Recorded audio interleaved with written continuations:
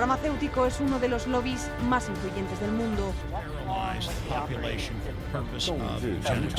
应对挑战，力行力改，破解难题。 Конечно, должны работать кооперативно, должны... Las tienen demasiado poder. Avecina una gran guerra entre la realidad virtual y la realidad aumentada.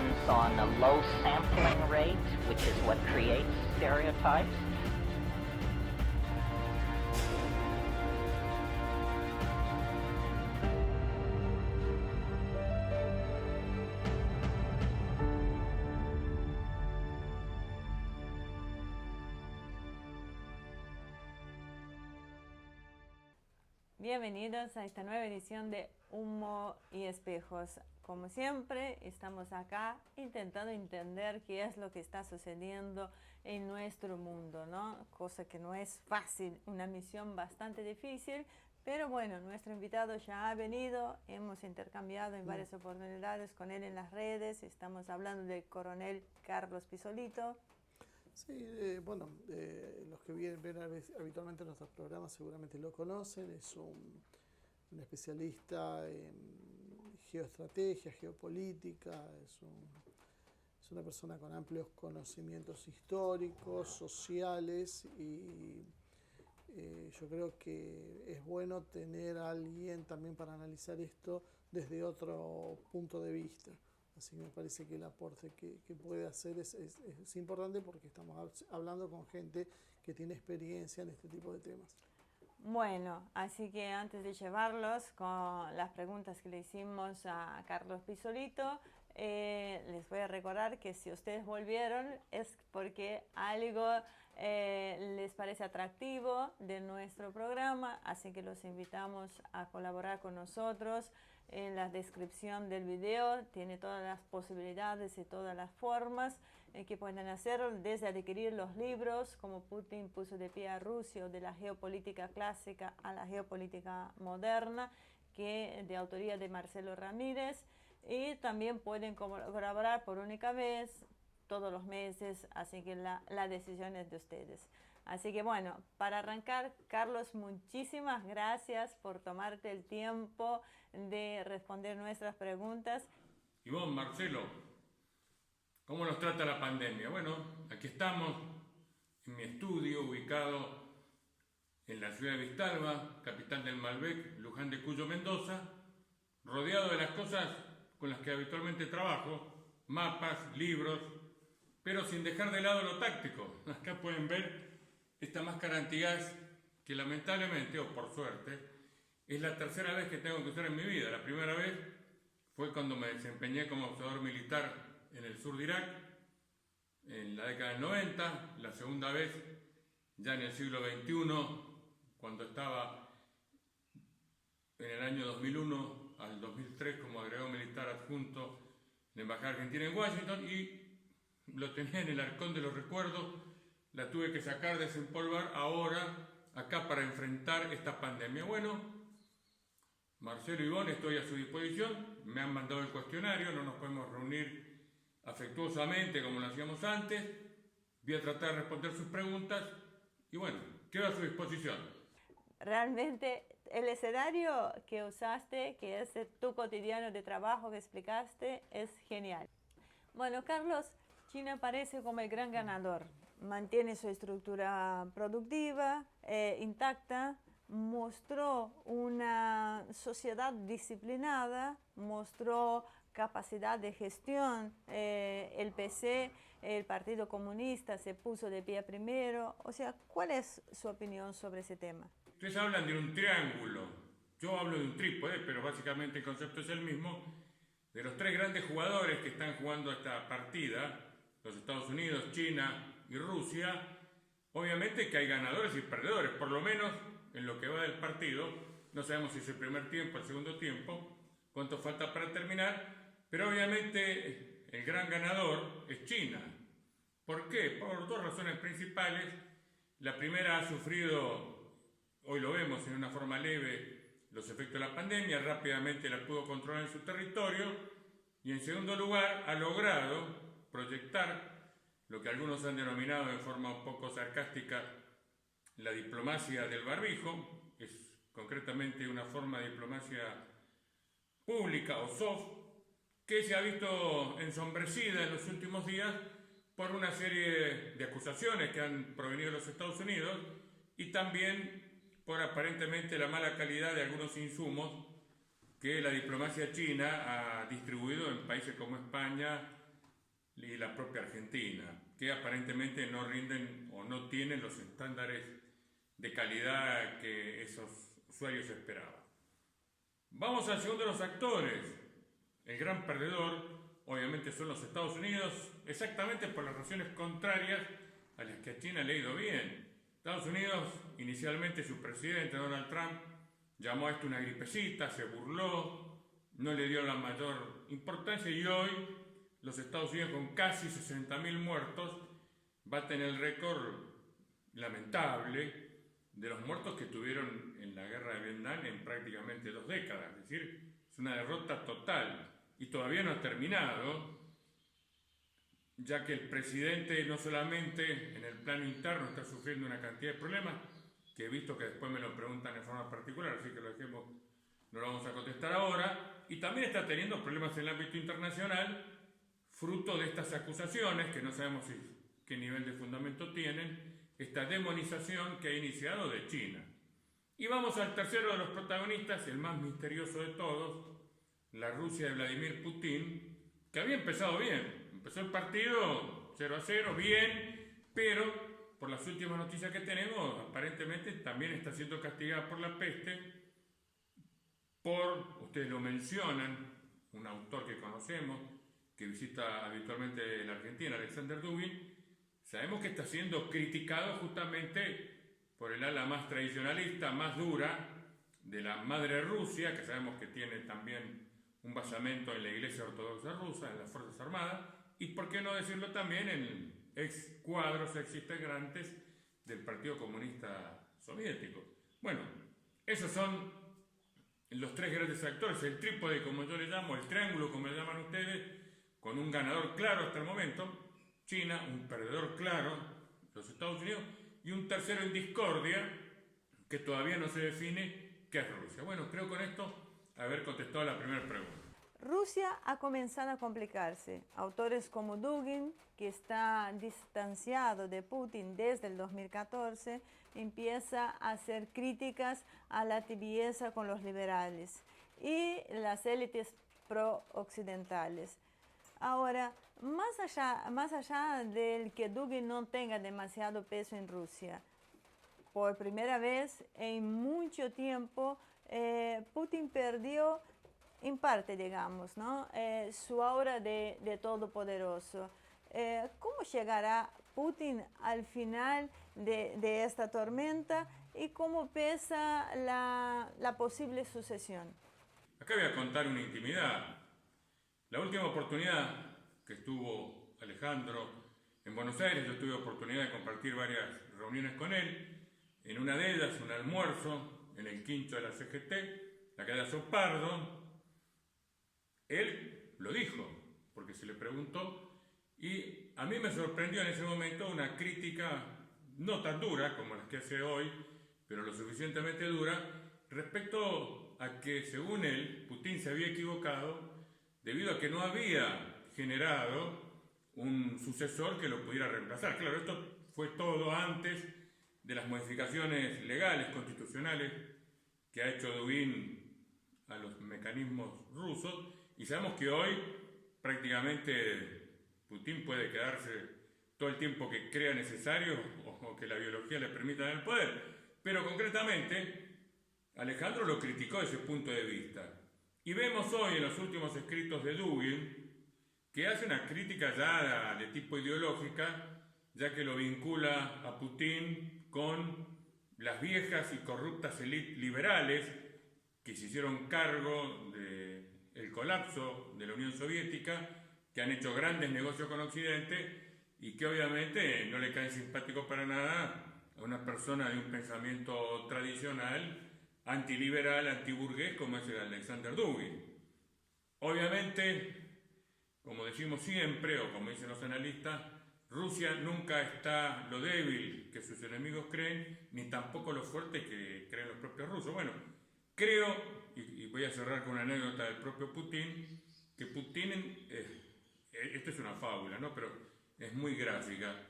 Putin lo cuenta él mismo, se representa a él como un mono que ve pelear a un tigre y a un león y se pregunta a Putin, ¿y qué hace el mono? Bueno, el mono se sube a la palmera y espera a ver quién gane. Cuando la pelea queda dirimida, el mono baja de la palmera. Bueno, esto salvando las distancias y la risa que nos puede causar, es un poco, me parece, o por lo menos parcialmente, la posición de Putin respecto a este gran enfrentamiento.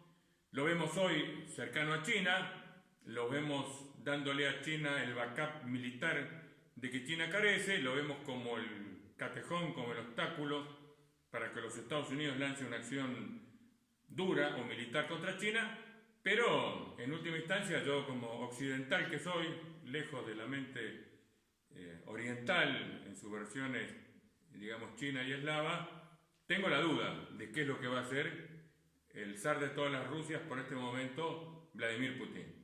Estados Unidos asoma como el gran perdedor de la pandemia. Trump, que se imponía fácilmente en las elecciones, ahora se ve comprometido. El país reaccionó mal, demostró una incapacidad y falta de coordinación impropias de una megapotencia, al menos lo que uno esperaría de una megapotencia. Hasta sus fuerzas armadas se infectaron, comprometiendo su operatividad. ¿Qué conclusiones podemos sacar de la respuesta estadounidense? Porque ese tema, que por su importancia debe ser tratado aparte, lo que es el enfrentamiento interno en Estados Unidos. Hemos visto milicias armadas protestando con fusiles de asalto en Michigan y otros estados. Está a punto de desatar una guerra civil. O sea, ¿qué consecuencias podría tener en el mundo algo así en Estados Unidos? Van unas consideraciones previas. Lo primero que tenemos que entender, los que vivimos en países como la Argentina, que los Estados Unidos es un nombre plural, son varios Estados Unidos. ¿Qué implica esto? Que Estados Unidos es un país realmente federal, casi confederal, donde cada uno de sus estados posee una gran autonomía y elementos militares para reforzar esa autonomía. No ha sido extraño que en el pasado, pasó en la década del 60 con la famosa imposición de la no segregación escolar, cuando un estado, usando su guardia militar, prácticamente se sublevó y el presidente en ese momento tuvo que enviar fuerzas federales para que esta ley se cumpliera.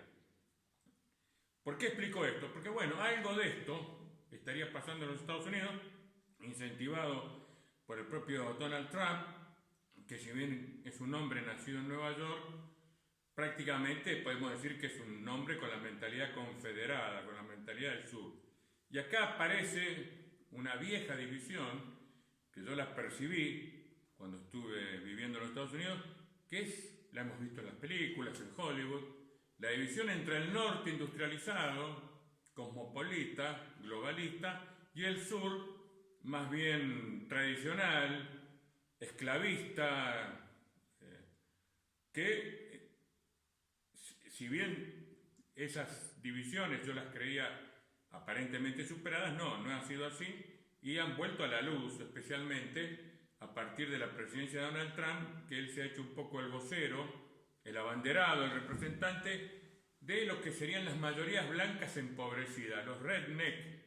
Nosotros acá le decimos cabecitas negras, entonces uno dice redneck, que significa espalda o cuello rojo, son los granjeros que viven en el centro de los Estados Unidos, que obviamente tienen sus espaldas golpeadas por el sol, tienen un nivel de educación que puede ser relativamente superior, pero que no es muy alto, son aquellos que sirven preferentemente en las Fuerzas Armadas, en las Fuerzas Federales, y que hoy se sienten desplazados, desgastados por las élites del establishment, del deep state, que geográficamente viven en la costa este, Boston, Nueva York, Washington, y en la costa este, Los Ángeles, la Florida, Hollywood. Y bueno, esas divisiones que vienen de la guerra civil hoy se han incrementado notablemente.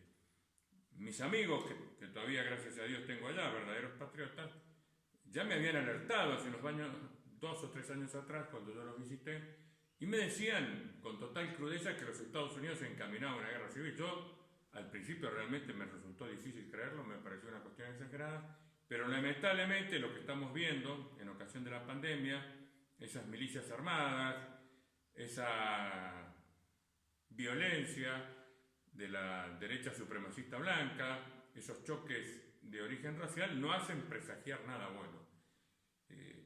No sé cómo va a evolucionar esto. Obviamente, si el presidente Trump ganara las elecciones, habría que esperar un mantenimiento de la situación, pero yo creo, como me dicen también mis amigos, que si él perdiera las próximas elecciones, podría darse una incentivación de esta situación, ya que los estados que reivindican esta independencia, este federalismo de la Confederación, no aceptarían con buenas ganas ciertas imposiciones de un presidente demócrata, y ahí surge un elemento constitucional que para nosotros los latinos, que somos herederos del concepto del derecho romano, no lo comprendemos bien. Los Estados Unidos se basa en la ley anglosajona. La ley anglosajona es una ley basada en la costumbre, es decir, el derecho consuetudinario, y los estados, que son preexistentes a la Unión, retienen en sus Cortes Supremas esa posibilidad de rechazar una orden federal, cosa que sería impensable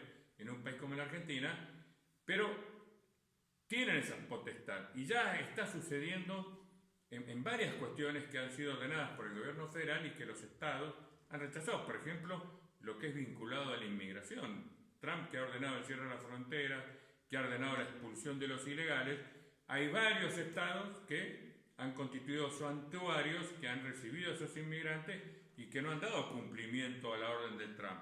Por eso no sería extraño pensar que en el futuro un presidente podría impartir una orden que no tendría vigencia en todos los estados. Esto nos lleva al antecedente de Abraham Lincoln, que como sabemos él no quiso lanzar, o por lo menos lo que él declaró, no quiso lanzar una guerra civil cuando anuló la esclavitud en los estados del norte, pero los estados del sur vieron esto como una amenaza a su propia libertad, a su propia autonomía, y una cosa fue llevando a la otra hasta que obviamente esto disparó esa terrible guerra que fue la Guerra de Secesión norteamericana. En la Argentina, sus dirigentes parecen no comprender lo que sucede en el mundo y insisten en alineamientos que hoy parecen obsoletos y diseñan planes productivos y financieros en base a un mundo que parece que ya no va a volver. ¿Qué opinión tiene sobre eso? ¿Qué podemos decir? Lamentablemente no podemos sorprendernos. La baja calidad del liderazgo argentino, ya sea empresarial, diplomático, periodístico y político, es espantosa. Creo que lamentablemente esta dirigencia no comprende estas realidades de las que estamos hablando. Está manejando una autopista a 300 kilómetros por hora con las luces bajas colocadas, y acá hay que prender las luces altas.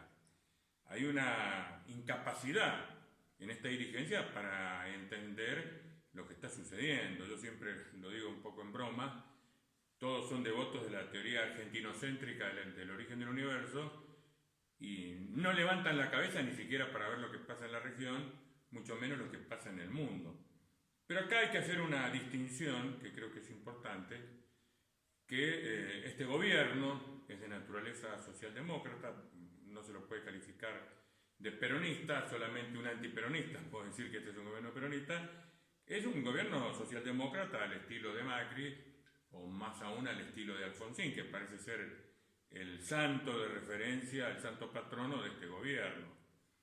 Pero vamos a esta distinción. Acá hay una contradicción importante, que es la siguiente. Aparentemente, o con toda certeza, los equipos económicos que están dentro del gobierno responden a las élites globales financieras y están dispuestas, contra viento y marea, a tratar, o por lo menos hacer el esfuerzo de pagar la deuda externa. Yo siempre he dicho, o lo he dicho no sé tanto, pero sí claramente, y así lo he puesto por escrito, nuestra deuda externa es injusta y además es impagable. Por eso me llama poderosamente la atención que este equipo económico, que tiene grandes vinculaciones con las élites económicas, por más que sean reformistas, heterodoxas, quieran pagar esa deuda externa en consonancia con las directivas del Fondo Monetario Internacional, mucho más en esta situación donde prácticamente estamos viendo que la economía global está colapsando, que la propia directora del Fondo Monetario Internacional sostiene que esta crisis tiene la gravedad de la Gran Depresión de 1929, yo creo que es mucho más grave, pero creo que a nuestros países periféricos, especialmente a uno tan endeudado como la Argentina, se le abre una ventana de oportunidad y que nosotros deseemos pagar esta deuda contra viento y marea. A mí me llama poderosamente la atención, me parece una decisión absolutamente imprudente, pero le encuentro la explicación de que estos señores, especialmente el equipo económico, no son más que gerentes, correa de transmisión de los intereses foráneos extranjeros que desde hace tantos años tienen prisionera, atenazada a la Argentina. Y creo que tenemos una oportunidad que solamente se da en 1000 años de romper esas cadenas, de no pagarle al Fondo Monetario y de generar todo un sistema económico nuevo.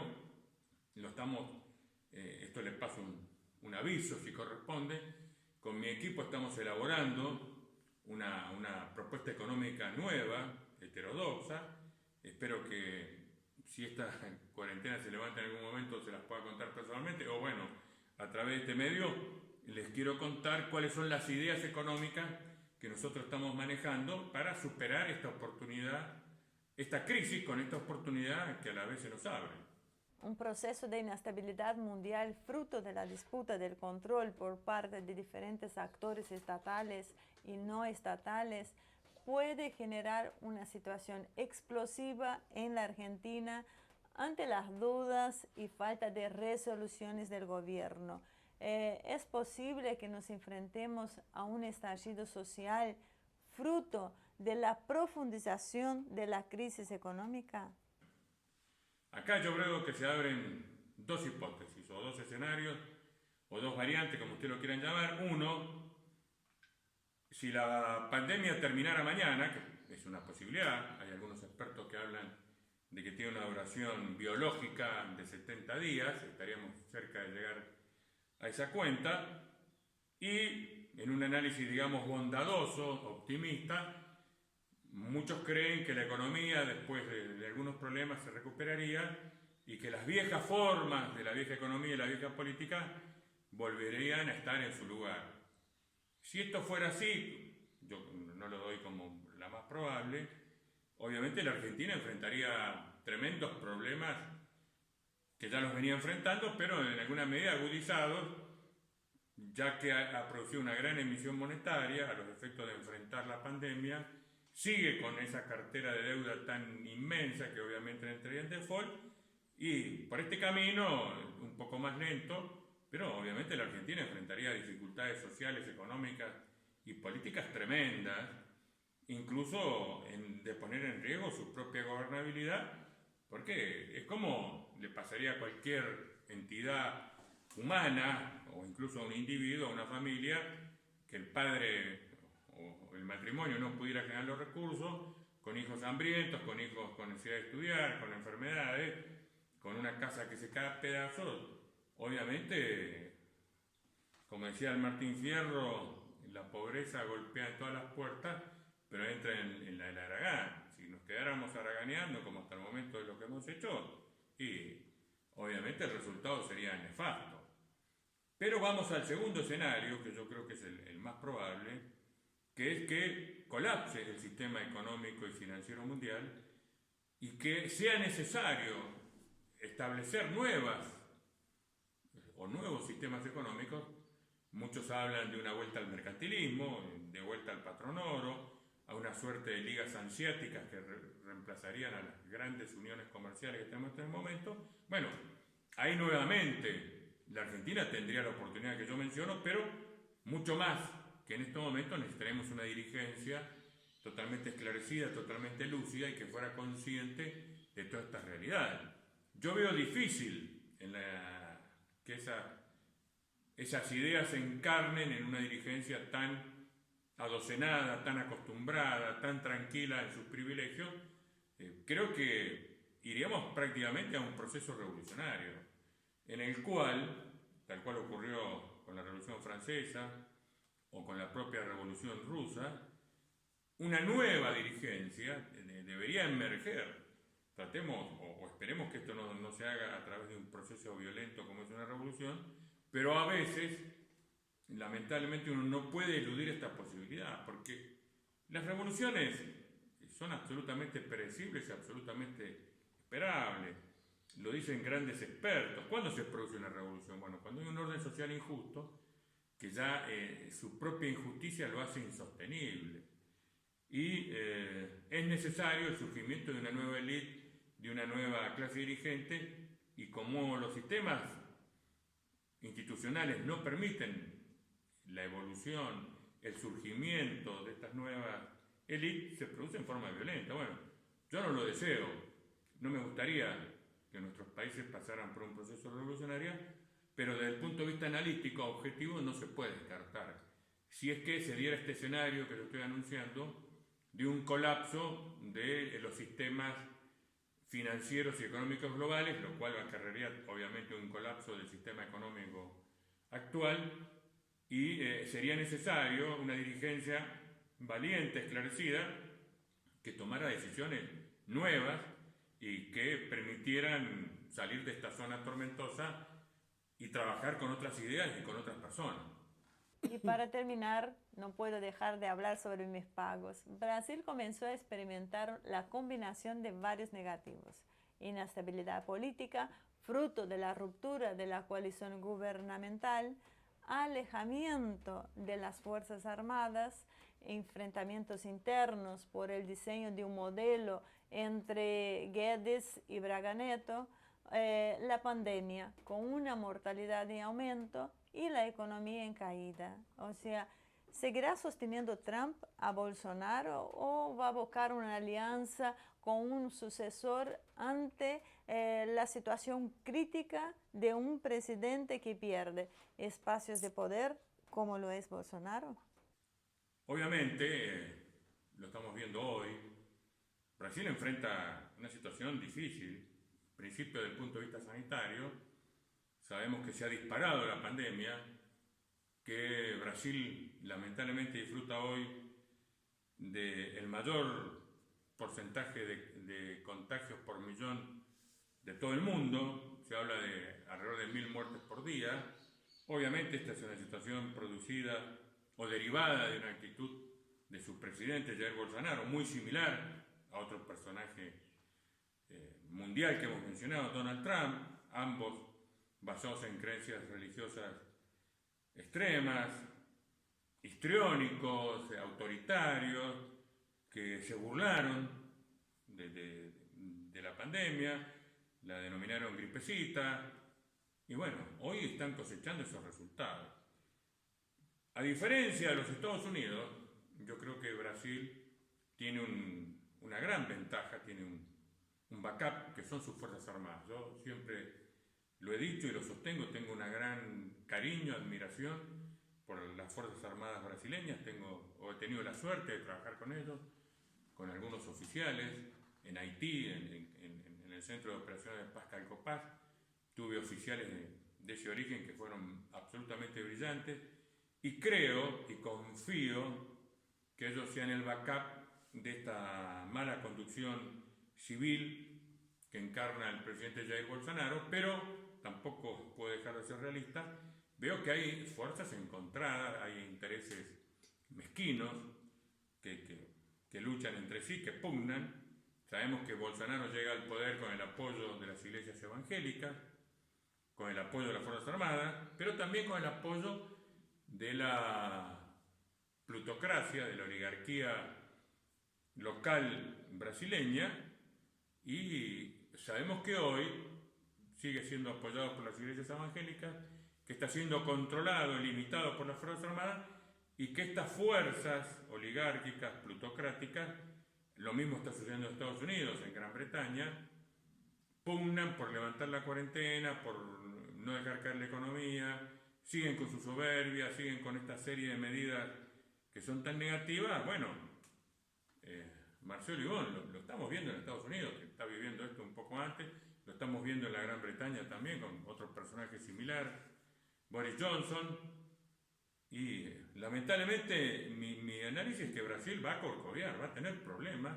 De hecho ya esto está preocupando a la región, es un país que tiene prácticamente fronteras con toda Sudamérica, está preocupando a Colombia, está preocupando a Paraguay, deduzco que también debe estar preocupando a nuestra Cancillería y a nuestro gobierno. Lamentablemente tenemos una historia no sana, no buena.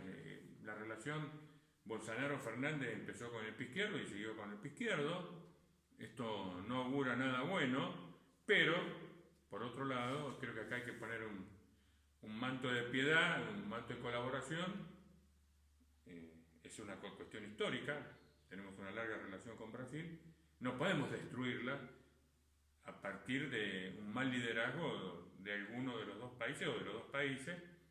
Como hombre de armas que soy, y ya lo dije, creo que hay que incentivar la relación bilateral con las Fuerzas Armadas de Brasil, que son el núcleo duro, que son la columna vertebral, especialmente en Brasil, y que lo tienen que volver a hacer en la Argentina, y a través de ese entendimiento entre soldados, que supera el entendimiento entre los diplomáticos y entre los políticos, consolidar una unión regional, porque creo que ambos países, la región, nos vamos a enfrentar a un mundo donde justamente Brasil tiene la Amazonia, nosotros tenemos la Patagonia, tenemos el Atlántico Sur, tenemos un montón de lugares que están llenos de aire puro, están llenos de agua y están llenos de recursos naturales, en un mundo que justamente no tiene aire puro, tiene mucha sed y va a tener mucho hambre. Entonces sería absurdo, sería ilógico que estos dos países que tienen tantas cosas en común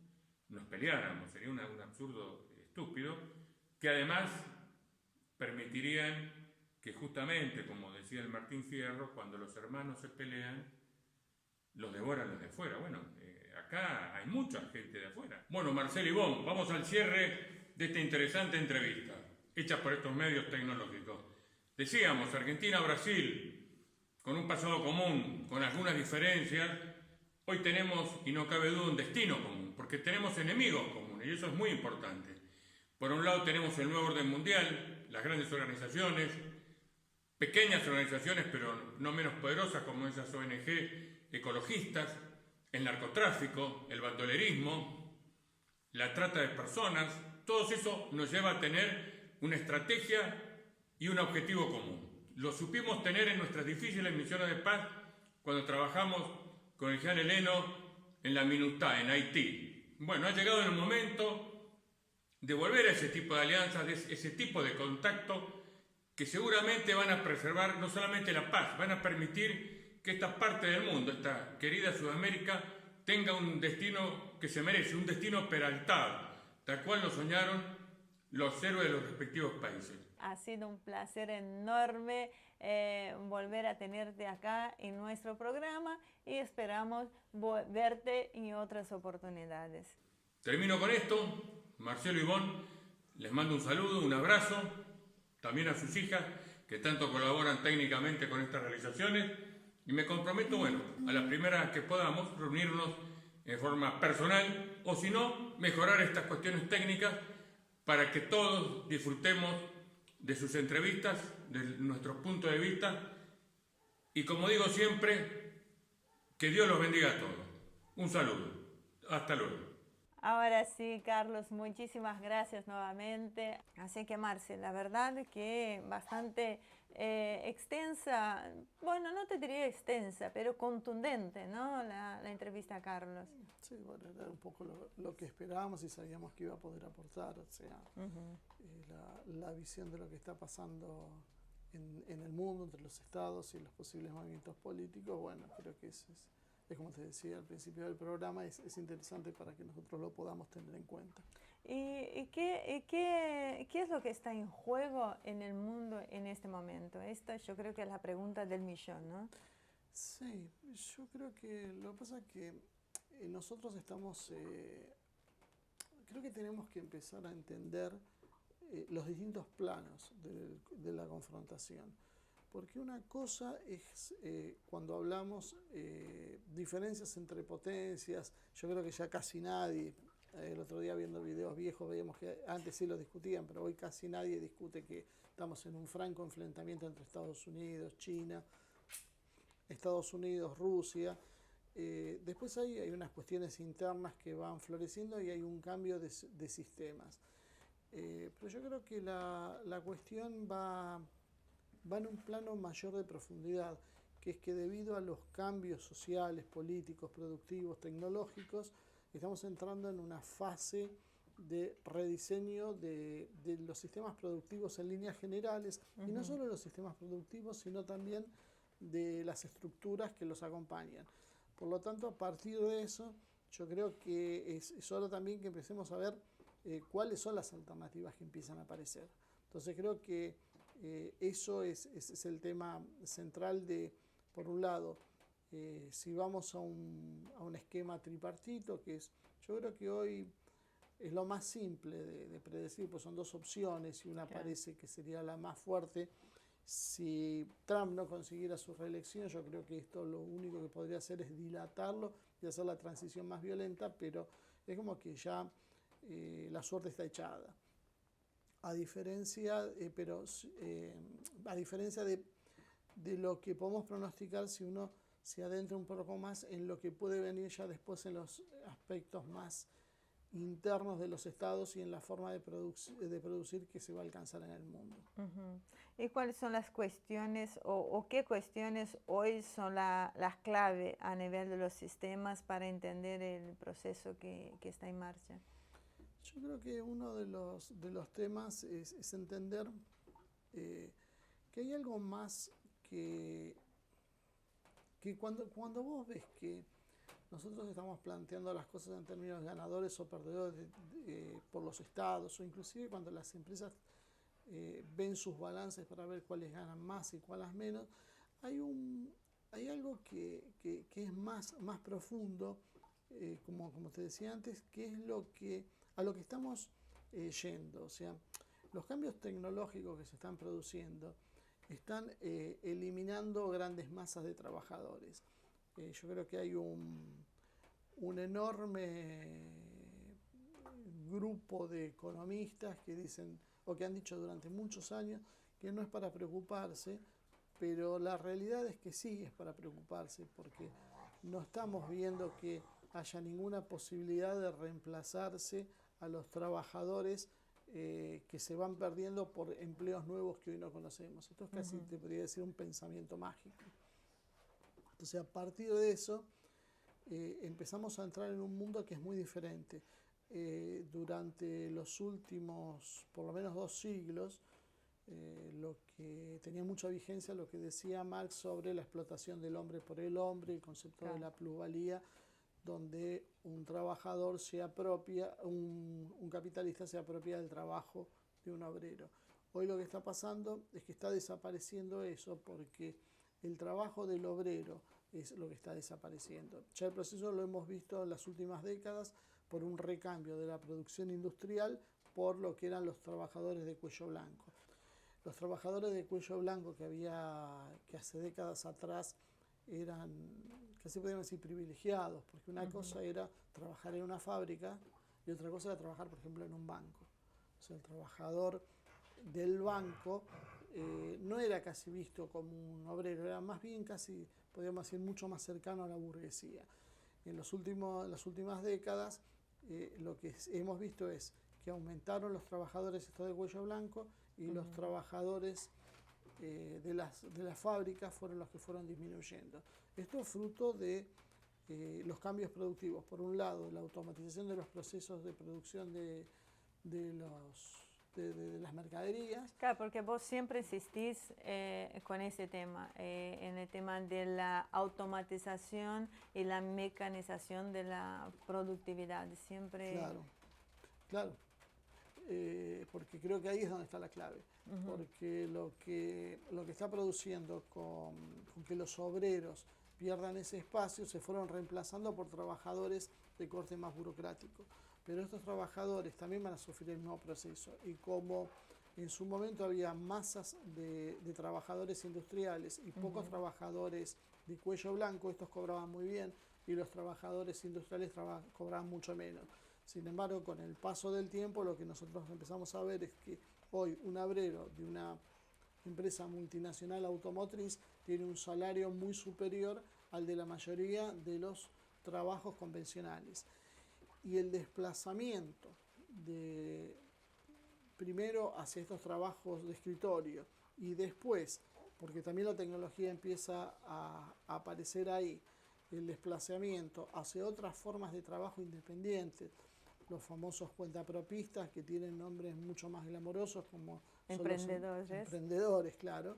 Pero bueno, los emprendedores básicamente lo que están ocultando es que el sistema funciona por fuera de lo que funciona, de los empleos que tiene la mayoría de la gente. La mayoría de la gente hoy, en vez de tener un trabajo formal y dependiente de una empresa, tiene un trabajo propio que lo hace como puede. Hay algunos pequeños empresarios, son pocos, cada vez menos, y antes, si hacen memoria los que estén viendo el programa y son un poquito mayores, sabían que cualquiera que tenía un negocio en un barrio, ya una persona de clase media acomodada, que tenía un buen pasar. Hoy tener un negocio implica apenas poder sobrevivir cuando se puede sobrevivir, y después de lo que pasa con la pandemia probablemente ni eso. Acá en la Argentina se está calculando que van a perderse aproximadamente un 90% de las pymes. Se van a presentar a quiebra o a concursos preventivos de quiebra. Pero vos siempre se ha dado, ya sabemos que a Marcelo le gustan los animales, les aclaro, lo que pasa es que es imposible a veces grabar sin ellos.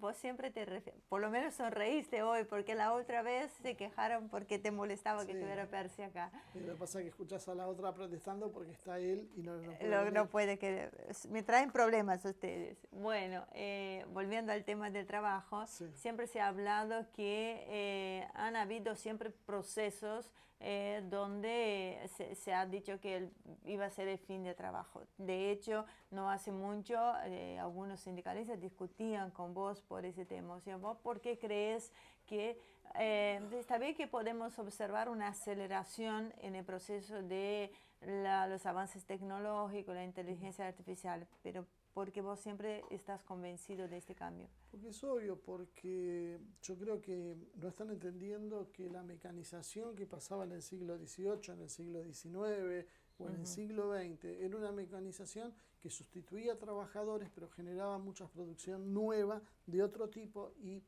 distribuía, lograba una mayor eficiencia productiva,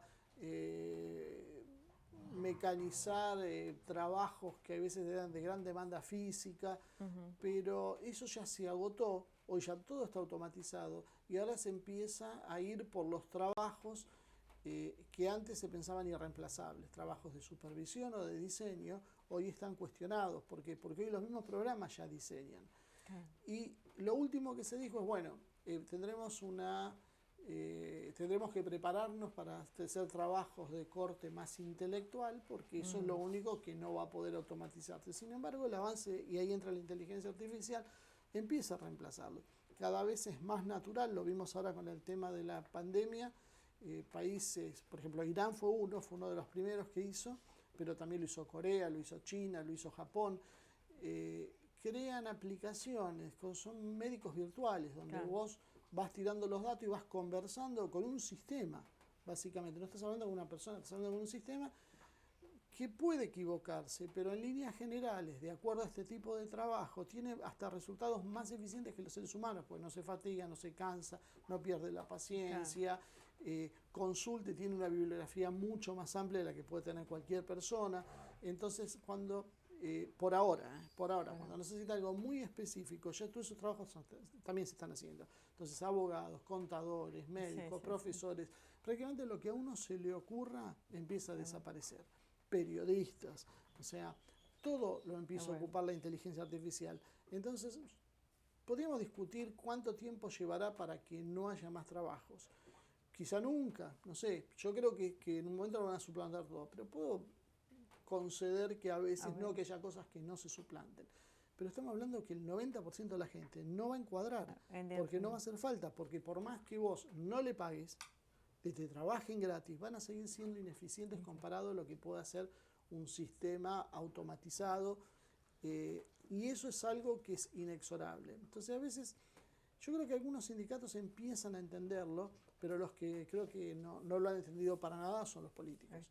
Cuando uno ve los programas alternativos que empiezan a barajarse, no estoy hablando ya de los más oficiales, en el sentido oficiales de no de quien detiene quien es, no en quien tiene en manos un gobierno, sino en quien se mueve dentro de los cuadros habituales económicos y financieros y productivos de las grandes potencias.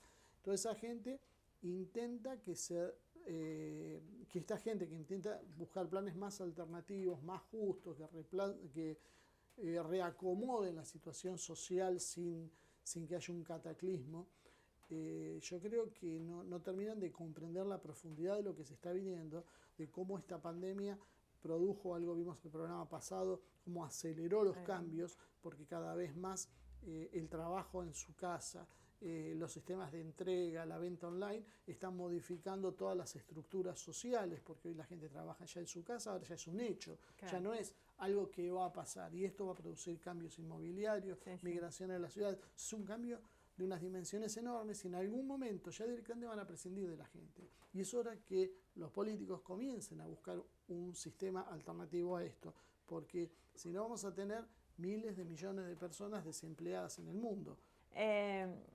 Eso lo vimos en un video hace muy poco de unas declaraciones de un coronel ruso, que lo vamos a dejar para un coronel retirado ruso para hablarlo en otro momento, que hablaba justamente sobre eso, sobre este exceso de población que de muchos hablas. Pero esto va a ser tema para otro programa. Así que como hoy estás de capa caída, te voy a dejar tranquilo acá. Nosotros pronto seguiremos hablando de diferentes temas. Así que bueno, en cuanto a ustedes, muchísimas gracias como siempre por acompañarnos. Algo de lo que mencionó Marce sobre este cambio lo pueden observar en el libro de la geopolítica clásica, la geopolítica moderna, el pensamiento de Mohammad Farhad Khomeini, que es una ligera introducción al mundo que se viene, ¿no? Un libro que fue realizado antes de la pandemia, pero que ya tenía visualizado este cambio. Así que los invito, si les interesa adquirirlo, está en la descripción de nuestro programa, todos los datos que necesitan. Así que una vez más, gracias por acompañarnos. Suscríbanse a nuestro canal de YouTube, Canal ACTV, den like, invite a sus amigos que hagan lo mismo, que es lo mejor para que podamos seguir avanzando. Nos vemos en el próximo programa de Humo y Espejos.